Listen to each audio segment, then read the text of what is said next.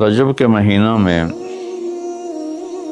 اللہ تعالیٰ کے نبی کو اللہ تعالیٰ نے اپنے پاس بلایا، جس کو ہم معراج کہتے ہیں،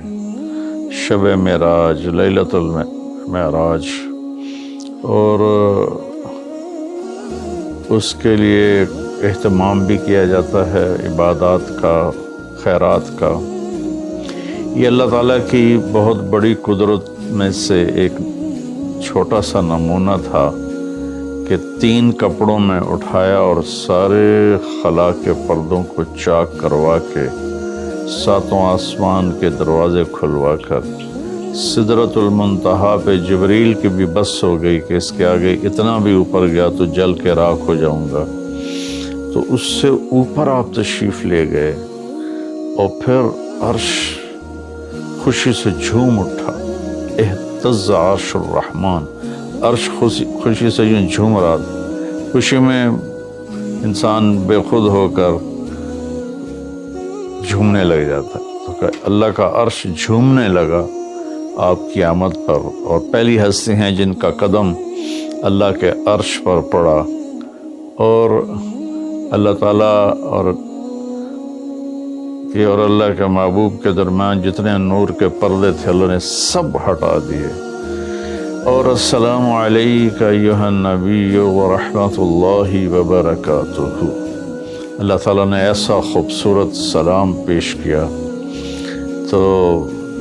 اللہ کے نبی پہ قربان جاؤں، انہوں نے اپنی امت کو بھی شریک کر لیا، السلام علینا وعلی عباد اللہ الصالحین، اللہ ہمارے اوپر بھی سلام ہو آپ کا، اور جو میری امت کے نیک لوگ ہیں ان پر بھی آپ کا سلام ہو، آپ کی رحمت ہو۔ تو معراج کا واقعہ اسباب کے خلاف ایک انتہائی عجب اللہ کی قدرت ہے، اور اس میں ایک چھوٹی سی بات عرض کروں کہ جب آدمی پس جاتا ہے نا اور کہتا ہے متی نصر اللہ، یا اللہ تیری مدد کہاں ہے، تو پھر اللہ کی طرف سے جواب آتا ہے الا ان نصر اللہ قریب، بے شک میری مدد قریب ہے، آ رہی ہے۔ یہ واقعہ طائف کے بعد پیش آیا ہے، جب آپ بے بس ہو گئے تھے، پتھر کھا کے شدید زخمی ہوئے، پھر آپ مکہ تشریف لائے تو باہر ٹھہر گئے، اندر آنے کی آپ کی سکت نہیں تھی، اور آپ نے زید ابن حارثہ کو اخنس بن شریک کے پاس بھیجا کہ مجھے پناہ دو، میں مکہ میں داخل ہونا چاہتا ہوں، تو اس نے انکار کر دیا، کہا میں نہیں پناہ دیتا۔ پھر اپنے سہیل ابن عمر کو پیغام بھیجا کہ مجھے پناہ دو، اس نے بھی انکار کر دیا۔ پھر ایک اور عرب کے سردار تھے، ان کو پیغام بھیجا، غالباً صفوان بن امیہ کو پیغام بھیجا کہ مجھے پناہ دو، تو انہوں نے بھی انکار کر دیا۔ تو پھر آپ نے مطعم بن عدی کو پیغام بھیجا، ان کے بیٹے جبیر صحابی بنے، تو مطعم بن عدی کو پیغام بھیجا تو وہ آپ نے بچوں کو لے کر باہر گیا، اور اللہ کے نبی کو اپنے بیٹوں کے ساتھ لے کر مکہ میں انٹر ہوا، حرم شریف میں آ کے اعلان کیا آج کے بعد محمد بن عبداللہ صلی اللہ علیہ وسلم میری پناہ میں ہے، انہیں کوئی ٹچ نہیں کر سکتا۔ ابو جہل نے کھڑے ہو کر کہا تم یہ اس کا کلمہ پڑھ کے کہہ رہے ہو یا اپنی سرداری کے زوم پر کہہ رہے ہو، اپنی سرداری کے بلبوتے پر؟ کہا نہیں، میں نے اس کا کلمہ نہیں پڑھا، جو اللہ نے مجھے سٹیٹس دیا ہے اس کی وجہ سے کہہ رہا ہوں۔ کہ پھر ٹھیک ہے، ہم ان کو کبھی ٹچ نہیں کریں گے۔ اس قدر حال سنگین ہو گیا تھا، اور کبھی آسمان کے فرشتے نہیں روئے سوائے 2 جگہ۔